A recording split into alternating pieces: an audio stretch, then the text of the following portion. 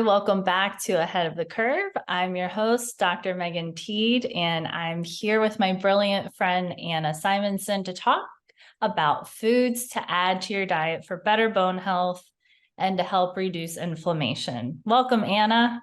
Thanks, Meg. Happy So to be here. so good to have you here. Anna, can you tell us a little bit about your background? You are super smart and have all sorts of credentials, so you'll be able to Sure. explain all that better than me. I went to the University of Pittsburgh for everything because they just kept paying for me, so I just kept going there. My undergraduate degree is in rehabilitation science, and I have a minor in Italian language and literature. Fun fact. Then I have a master's in health and fitness, and I have a PhD in exercise physiology with a concentration in nutrition and performance.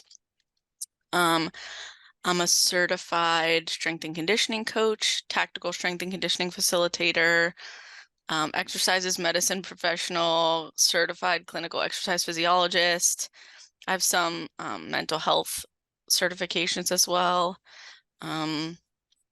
It's like kind of all of my like bougie stuff, but I like to eat things and cook and do all kinds of exercise.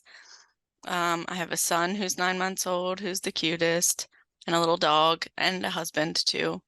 Um, And a husband. and I work currently as an associate professor of exercise science at John Carroll University in Cleveland, Ohio. And I teach all kinds of things, one of which is nutrition. And then I also teach exercise testing and prescription, exercise testing for special populations, motor learning, pretty much whatever they need me to teach is what I teach. So yeah, that's pretty much what I do currently. Awesome. I also do a lot of work with firefighters. I should mention that. Wellness programming, fitness testing with a couple different fire and police departments too. Very cool. So she is a woman of many trades and talents. Anna and I have known each other for a very long time. We met in Pittsburgh. I went to Pitt as well. But we were roommates for like a hot minute. The only reason she hired me to be her roommate after our interview After the interview at Panera. was because she liked my clothes and thought she could borrow them. That's still true. Still true. I would So still be your roommate, although I'm pretty sure Mark might frown upon it, but who knows? And maybe Andy. maybe. Whatever. And Marshall. And Marshall. Marshall would love it. Yeah, yeah. So I could have looked up some information about nutrition and bone health, but I know that you are an expert in this category and in this field. So I don't know about expert, but I know quite a few things, yes. I would consider you an expert. Well, thanks. So as I've talked about on this podcast before, people with scoliosis, they have a much higher propensity for developing osteoporosis. And that's why this topic is so important.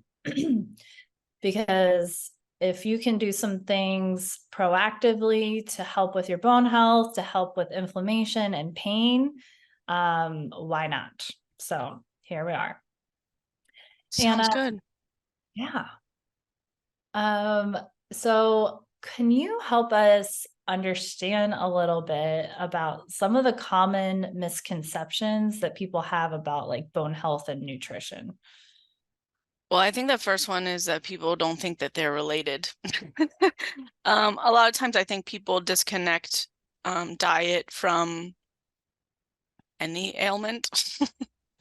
When that's actually like completely opposite of the case. I like to use the sort of metaphor or like the analogy of, taking a drug, right? So if you're going to take a drug, they tell you what the drug does, but then they also list 9,000 side effects, right?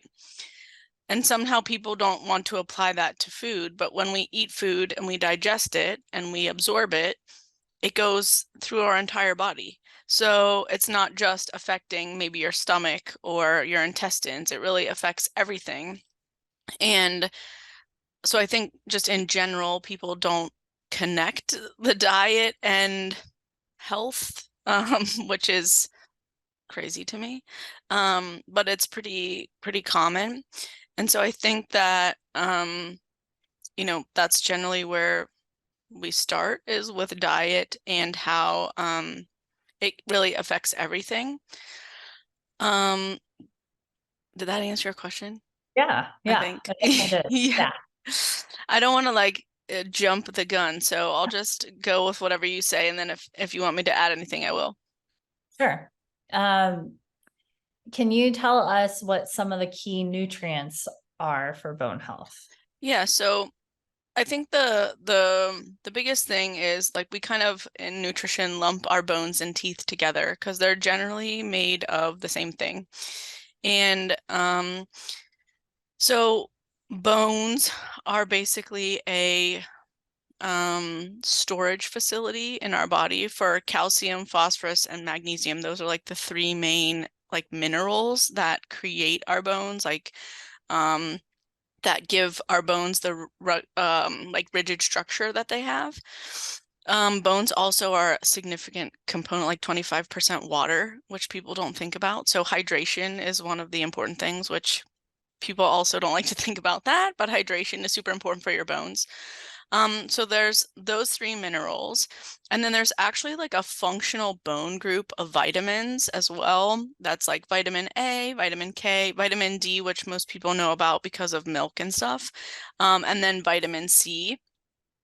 And so those are like the kind of main things that, or vitamins and minerals that really help to supply our bones with everything that they need. Um, and so, I mean, you mentioned a little bit about food a second ago, and one of the things that people fail to realize is that if you're not consuming enough, let's say calcium, your body, you need calcium for all kinds of things in addition to your bones, right? You need it for skeletal muscle contraction. You need it for cardiac muscle contraction, like for your heart to actually beat. And so if you're not consuming enough, or you're not consuming enough of one of those particular things, your body will actually steal it from your bones. And so bones can become weak or brittle and lose the structure, develop osteopenia, osteoporosis, because, if we're not consuming enough of the good stuff, then they're just going to steal it from that storage site that we have. And so a lot of times people develop these issues with their bones because of the lack of calcium, phosphorus, magnesium, those types of things in the bone itself. So where can we find? Oh yeah, that's the best question. Food. It's always about food, right? Food's the most important thing. So which food?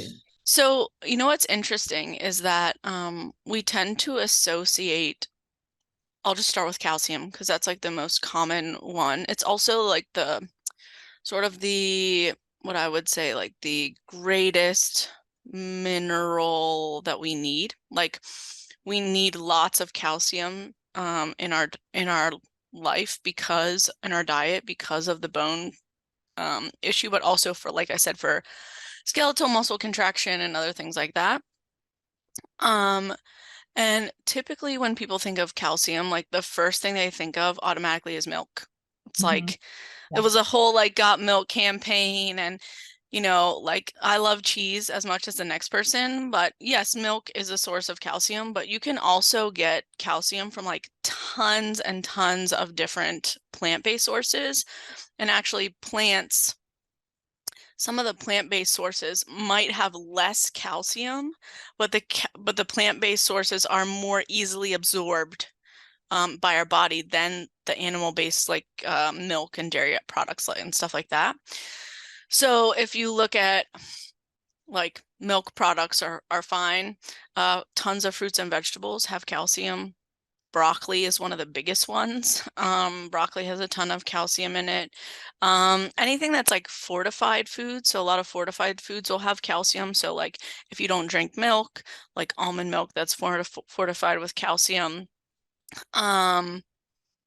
Greens, broccoli, like I mentioned, bok choy, a lot of the cruciferous vegetables like, cabbage, broccoli, cauliflower, those types of things, all are good sources of calcium. They tend to also be decent sources of the other like minerals that you would need as well, like phosphorus and magnesium. What else? So you can get it sounds weird, but you can also get like calcium, phosphorus, and stuff from eating the bones of other animals because they're made of calcium and phosphorus. So I'm not suggesting eat like a cow bone, but like if you get salmon that has like those little tiny bones in it that you can actually eat, or sardines or anchovies, you're actually eating their calcium stores. So those foods will have it as well in Random terms of, question yeah, yeah. about hmm that. Does Your bone face broth? is really what's Oh, I making was this just question good. thinking. No, Yeah. I was just thinking, what about bone broth? Is that Yeah, something? so some of the bone broth leaches, like when you are cooking the bones, it's not so much the like calcium in the bone itself, it's the collagen. And that's why people like if you get real bone broth, it's like thick and gelatinous, and that's actually the collagen from the bones coming out, which is an important component of bones as well. So that's good. It's just not the Um, part. Yeah, it's just not the calcium portion. I mean, I'm sure that there's some calcium in there, but that like gelatiny, like stuff that we think of when we think of bone broth is the collagen. It's actually not the calcium. So, Ah, interesting. hmm But I mean, like there's like I said, tons of different sources of calcium. Like, you know, it doesn't Yeah. have to be milk if you're like there. I just feel like Mhm. there's a push for people to drink milk, and there's also a push for people, or a not a push, but like more of like a movement of people away from drinking milk. It seems like people still tend to eat a lot of cheese, but like nut milks are really common now. Hemp milk, all the milks, right? Yeah. So as long as those milks are fortified, they're a good alternative. Um, but tons of fruits and vegetables. I know this sounds ridiculous, but I feel like the end of the summary statement of this podcast is going to be like eat fruits and vegetables. Uh, They are good for you, which everyone already knows. yeah. So, Spoiler alert. but it's good to understand the why behind it Yeah, too. yeah, yeah. So, yeah. So, There's also like if you want me to talk about those vitamins I mentioned, because I mentioned like calcium and that type of stuff. If we're looking at those vitamins, so A, D, K, and C, vitamin A usually comes from like the orangey veggies. So like the main function of vitamin A is for eyesight, which is like why your parents used to tell you to eat carrots for your eyes. That's like true. Um, so vitamin A is like anything that's orangey. Any sort of plant-based source of that would be like beta carotene. So like sweet potatoes, I think, are really, really high source of that. Anything that's like I said, orangey red. Then vitamin D, generally we get that from sunlight. We can actually make all the vitamin D that we need from the sunlight. Not if you live in Cleveland, Ohio. Um, Actually, most people are deficient in vitamin D. So, um, you can actually get your blood tested for that. So if you're deficient in vitamin D, that would be like the easiest step is to start taking a vitamin D supplement. Generally, they say if you live north of Atlanta, you probably need to supplement, which is most of the United States. Where you are, maybe not so much. The other thing is I think there's a push towards like so much skin protection, which is obviously we need to protect our skin from the sun, but we've done so much of that that we're now becoming deficient in vitamin D. So I think the last I heard, the recommendation was to try to get 30 minutes of sunlight a day without sunscreen. Um, but I think that also depends on where you live. Like 30 minutes in Cleveland is very different from like 30 minutes in Florida. So, I mean, you don't want to be getting sunburn, but there's a lot of things that can affect that. Wearing tank tops and stuff like that helps. The more skin you can get exposed to the sunlight, the better off you are with making vitamin D. You can also get it in like mostly fortified dairy products. Like if you go to buy milk, they all say like fortified with vitamin D. And the reason why vitamin D is in the sort of like bone functional group is because it helps with the absorption of calcium. So even if you have enough calcium, but you don't have enough vitamin D, your body won't absorb calcium as well. So you have to have those two together. Vitamin K is really big in leafy greens. So like spinach, kale, collard greens, whatever kind of greens you want, that's kind of most common. And then vitamin C is pretty much in any fruit or vegetable. We typically think of it in like citrus fruits and stuff, like orange and lemons and limes and all that kind of stuff, but it's in bell peppers, you know, it's in anything. So again, if you eat fruits and vegetables, you're probably in good shape when it comes to that. Yeah. Mm-hmm. You are the queen meal planner. I do love a meal plan. I You actually am are teaching firefighters meal planning this month. So oh, that's yeah.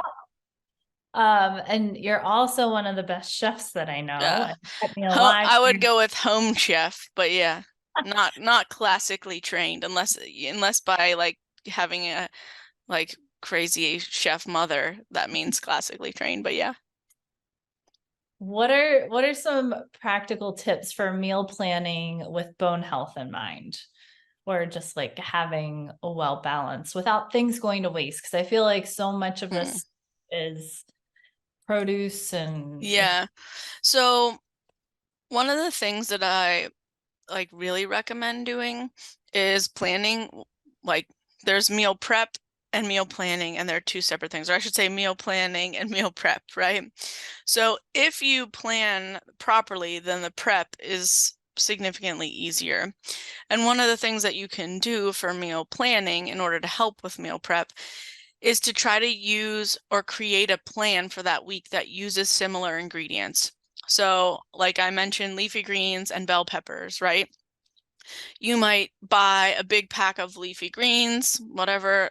That's like the biggest one that always goes to waste. Like people are always throwing out like bags of lettuce and stuff, right? So get a green that you can eat for a salad, but that you might also cook with. Like most people don't cook with like leaf lettuce, but you might cook with spinach or kale or something like that, collard green. So let's say, for example, you want to incorporate those things. You could buy bell peppers and let's go with kale, right? You could put that in an omelet at breakfast or like an egg bake or whatever it is that you're having.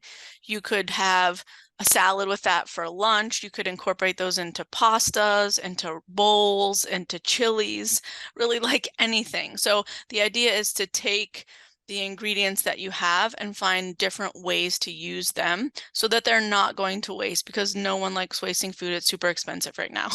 um, yeah. So I think, you know, finding ways that you can incorporate similar ingredients into multiple things. The other thing is to try to buy it in bulk if you can. So where you're buying like, you know, you go to Costco, you guys don't have Costco, you go to Sam's Club or like wherever you can buy in bulk. And then, like I said, utilize it in multiple different things. Another thing is you can freeze them. You can't really freeze greens very well. You can if they're cooked, right? So like you can buy chopped spinach in the grocery store. You could cook kale and freeze it, and then use that. Same thing with like bell peppers and stuff. They actually sell like at Trader Joe's frozen roasted bell peppers and onions. So like if you can't get it fresh, you could always get it frozen and have it for later. oh, that's awesome. Trader Joe's does everything right, in my Pretty opinion. pretty much. And all the pumpkin spice stuff. Oh, Yep, it's out now. I have to drive an hour and a half to the closest. Ours is like 20 minutes. And one of my students works there. He gives me the inside scoop on all of the Trader Joe's products. Oh my So, God. So yeah. jealous. So what are some bone depleting things that people consume or like habits that they have that they might not think about? This is not a nutrition thing, but I am an exercise physiologist. So not doing weight-bearing activities. So weight-bearing activities, anything that involves like walking is a great one. Walking, running, strength training, anything like that is really great for our bones because what happens is just like with, I mean, now this isn't like a muscle physiology lesson, but when we exercise, we get breakdown of our muscles, and the same thing happens. We create like micro fractures in our bones when we exercise, but that actually encourages our body to build bone on top of that in order to strengthen it. So when we do weight-bearing activities, this doesn't mean you have to like go do plyo box jumps and crazy things, handstands, right? Walking is great. Any type of weightlifting is great. Cycling, anything that's kind of weight bearing. Swimming is not the best, but that's why a lot of swimmers do dry land activities because it helps with that. But any sort of weight bearing activity will be great. If you are physically inactive, that's like a huge risk factor for having bone problems. Because like I said, that's how our body undergoes a process of like basically bone, we call it bone resorption, right? Or bone recycling. So, we break down our bone and then put more bone on top of it. And that's how our bones get stronger. So if we aren't doing that first step, then we're not encouraging that extra sort of building on top of our bones. So I would say like that's one of the biggest things. Not getting enough sunlight. I mean, we tend to like, if you're sedentary, you're probably sedentary inside. So, trying to get some sunlight, generally, in the morning is great because the sun's not quite so hot yet, particularly like where you live. So physical inactivity is probably bad, and not going outside is probably the worst, and not eating fruits or vegetables. I know. I used to talk about me having all these degrees. I'm like, eat fruits and veggies. It's not yeah. Yeah. What about bone depleting substances? Like, is there anything that you that might be like leaching from the bones? Well, what would cause that would be a decrease. Like if you are insufficient in those vitamins and minerals, that's what's going to be stealing. Like your body's going to steal it from the bones. So if you're not consuming enough calcium, if you're not consuming enough magnesium, those types of things, that's what's going to steal it from your bones. Not so much like now, I'm sure there are things that are Like alcohol. impact absorption rates. Yeah.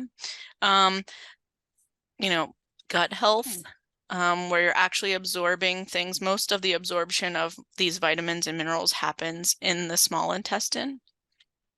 And so if you don't have good gut health, then you're probably limiting your absorption. How do you get good gut health? You eat fruits and vegetables. I mean, so here's the thing, right? We have bacteria that live in our gut, bacteria, all different types of things, but we'll just use the term bacteria. We have little creatures that live there that basically outnumber our cells. And so they are what digest fiber for us. And so if we don't feed them properly, they all eat different things because there's so many different species of them. If we're not eating a variety of fruits and vegetables, that's what they live off of, fiber, right? Then we're not able to digest fiber properly, but also we get dysbiosis, which is basically when our cell walls, we have like what's called tight junctions, right? Where our cells are really close next to each other. With dysbiosis, if we're not properly feeding those bacteria and taking care of our gut, this happens. And then we release basically stuff that's supposed to stay inside of our gut out. It's called bacterial endotoxins, right?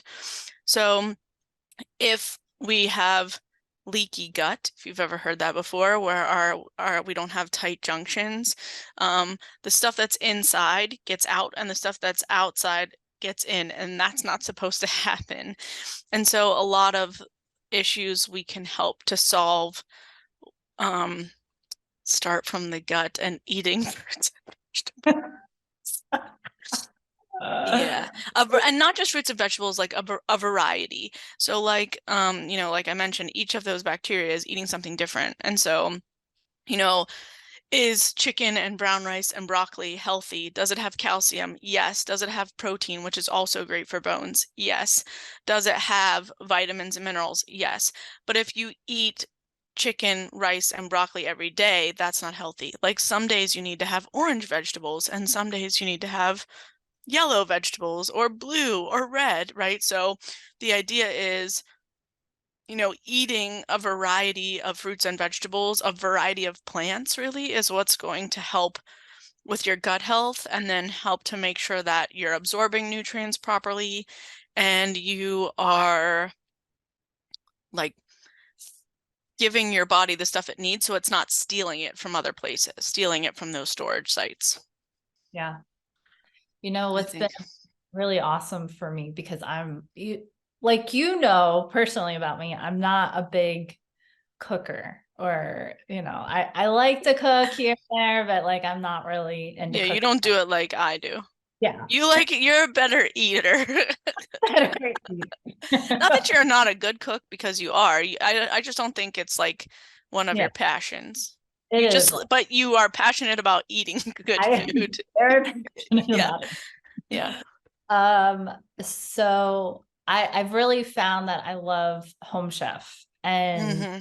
because you get the exact amount that you need, food doesn't go to waste, you get a good variety of vegetables, not so much fruits. Fruits are Yeah. easier to get in my diet than vegetables. So like kind of like you said, like if I were left to my own devices, I would be eating the same things all the time because I'm just not Hmm. as creative about, Yeah. putting stuff. Um, I think smoothies are a great way to like hide vegetables. I mean, not that you don't like them, you just don't think about them. So we often think about putting like smoothies or putting like spinach in our smoothies or fruits and stuff like that. But like you can put cucumber in there, you can put avocado in there, which is technically fruit, but still. I mean, there's tons of other like grains. People put oats in their smoothies all the time. Oats are like a really good source of beta glucan, which is really good for you. So like you can hide it.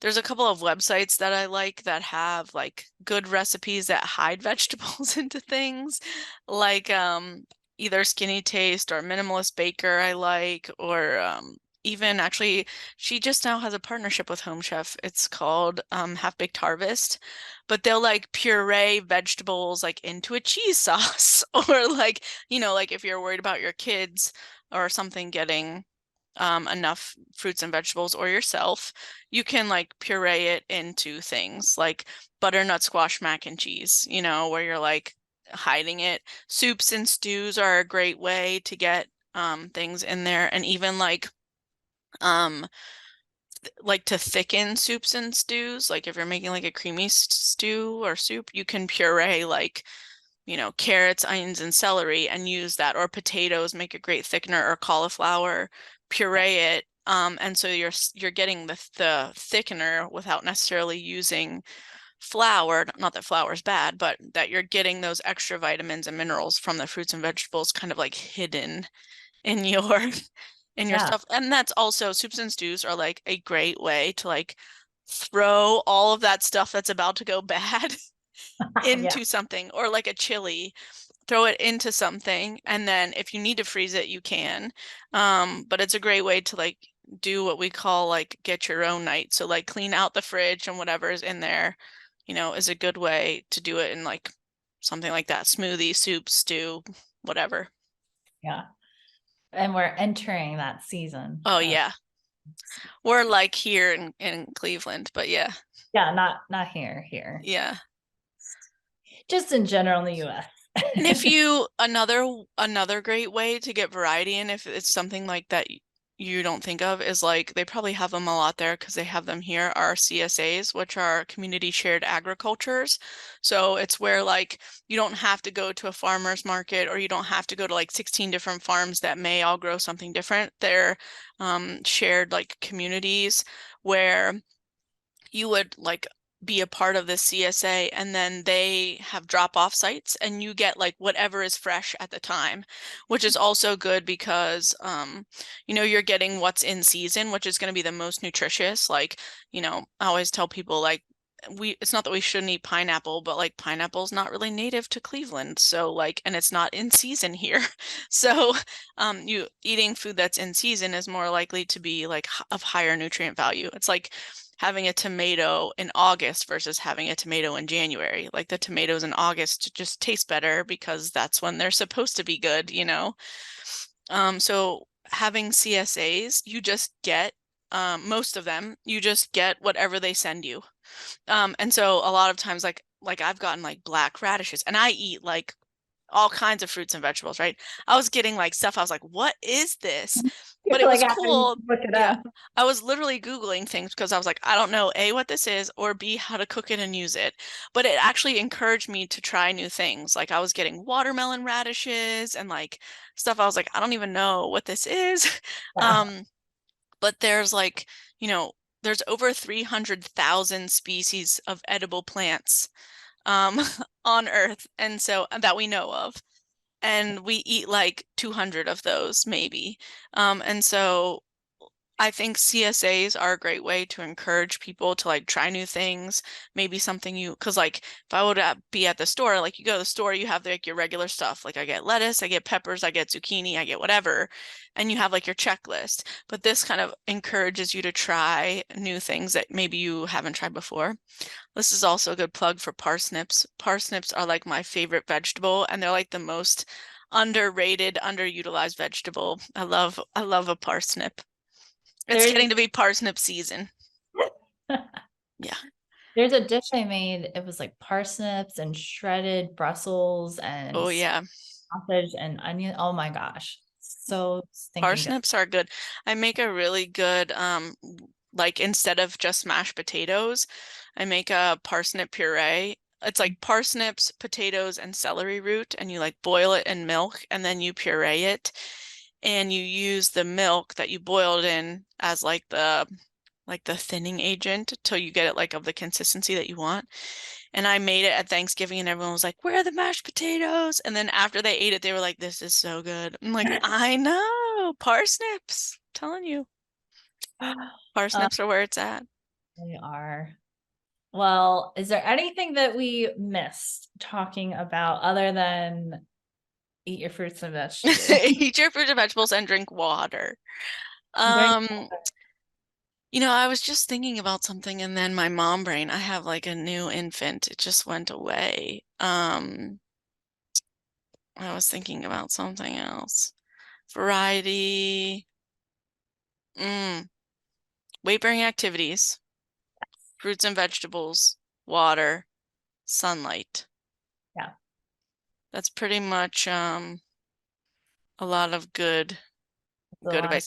Oh, what I did want to say is that I don't know who's watching this or how old you are, but there's Yeah. this concept of like peak bone mass, which I don't know if you've ever talked about before.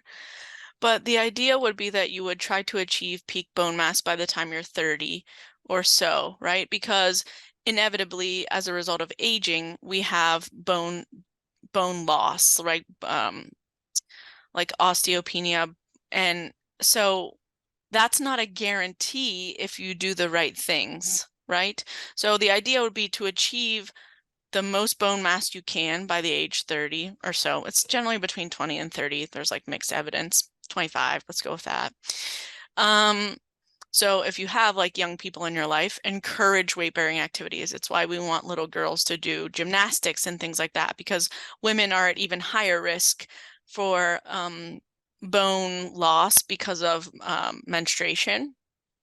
And so trying to achieve achieve peak bone mass by that age will help to kind of decrease your risk of developing these age-related declines in bone health. So trying to get that early, again, with like calcium. That's also why they told kids to drink a lot of milk because it helps with your bones, which is partially true. But again, fruits and vegetables. Um, and then if you're older than 30, you can help to sort of decrease the rate of bone loss by eating fruits and vegetables, doing weight-bearing activities, drinking water, and getting sunlight. Those things, or supplementing with vitamin D. I mean, that's probably one of the biggest places to start too, is, get your blood checked. I mean, I always tell people, like, blood is the window into your body and poop is the window into your gut. So if you want to know what your gut's doing, get a poop sample and send it off. If you want to know what's going on everywhere else, take a blood sample and see what you're missing, because that's an easy test that your doctor can do. And supplementing with vitamin D, like, I'm pretty well aware of what I eat. I eat a tons of fruits and vegetables, and I was low in vitamin D. So I take a vitamin D supplement. Again, I live in Cleveland, Ohio, so take that for what it's worth. But I mean, I go outside at least 30 minutes a day with sunlight, no sunscreen. So that's probably the best place to start. Get your blood checked, do some physical activity that's weight bearing, that type of thing. And if you can't, like, let's say, for example, you have arthritis or osteoporosis or anything like that, and like weight bearing activity is painful or hard for you, get in the pool and jump off the bottom of the pool, right? Like doing water aerobics, or things that are still like you're producing that, but you're kind of de-weighting yourself, is a great way that you can sort of incorporate those things while limiting pain and or following other limiting factors that you might have to deal with. Yeah, I think that's good advice. And I think it makes weight-bearing activities more comfortable in the long run, because building a little bit of strength in the pool, and then you can tolerate walking and things Plus, better. it's fun. It is, yeah. Yeah, I used to teach water aerobics, so it is fun. Fun fact. Yeah. So, thank you for coming on. I like no problem. wrap up these conversations with asking the question, what are you doing right now that's helping you to stay ahead of the curve? So that could be like, are you reading a good book that somebody might not know about? Listen to past. I know that you I have so much free time. I know you have a newborn, and that's a little challenge. I mean, I think right now, for me, what I'm doing is getting back on my meal prep train. And I mean, I've been walking and I wear my son while I'm walking, so that's like added weight that I'm bearing. So that's been really good. And, I haven't lost much muscle, even though I haven't been doing my typical like strength training type workouts and the crazy things I used to do. But I think that the meal prep is really helpful. Like I said, there's a lot of good resources out there. This is not an ad, but Skinny Taste is like one of my favorites. I love her things, and she actually has a meal prep cookbook that tells you like how to make it for now, how to make it to go in the fridge, and how to make it to go in the freezer. And so I actually did a lot of that meal prep whenever I was pregnant. So I had a freezer full of stuff when I was in like my early postpartum phase. But that would be a book I would recommend. So I'm doing that myself. The other book I would recommend is Atomic Habits. I don't know if you've ever talked about that, but that is like one of the best ones. I've already read it, so sometimes I need to go back to it, but it's about like, because all of these changes, like we're asking people to do a lot at one time, so it's about like putting it in perspective, and how I think my favorite quote is, he says, it's by James Clear, Atomic Habits by James Clear. He says, every decision you make is a vote for or against the person you want to become. So it's like, when you feel like, oh, do I meal prep or do I sit on the couch? Or do I go out for a walk or do I sit on the couch? Like, which of those decisions is going to help you to be closer to the person that you want to become? Because, all those small changes add up. yeah, it's like that 1%, right? 1% better, 1% better. If you do that every day, by the end of the year, you're like 37 times better than you were when you started. So it makes it a lot more manageable. But Yeah, love it. yeah, those are some books that I like or that help me get ahead, I would say, but I'm back on the meal prep train, so I've been doing that. I made a sheet pan eggplant lasagna this week that was so good with lentil noodles because lentils are very high in calcium and zinc and all kinds of stuff and protein. And yeah, I made two and I froze one. So that's my other new thing, my new tip. When you make something, make two of it, And store freeze. the other half. That's smart. You have all So the that stuff anyway. Yeah, yeah, you're buying all the stuff anyways. And then for like the days when you're like rushing or in a hurry or you're like, I don't feel like cooking dinner, but I don't want to eat out, then you just have stuff already ready. Love it. Anna, if people have questions, want to find you, how could they find you and talk to you? They could follow me on Instagrams, but I mostly just post like pictures of Marshall there now. Um, my Instagram is Pelusinat, which you could probably post it. Yeah. And then you can email me at thewellnessdoctorllc@gmail.com. So that's my like business email. Very And I think cool. that's probably the easiest way. Unless you want to come to Cleveland, Ohio and do firefighter meal prep. Well, thanks again for coming on. It was a fun conversation. I learned a lot, and I Oh, know that good. listening will too. Let's hope so. Until next time, stay well and stay ahead of the curve.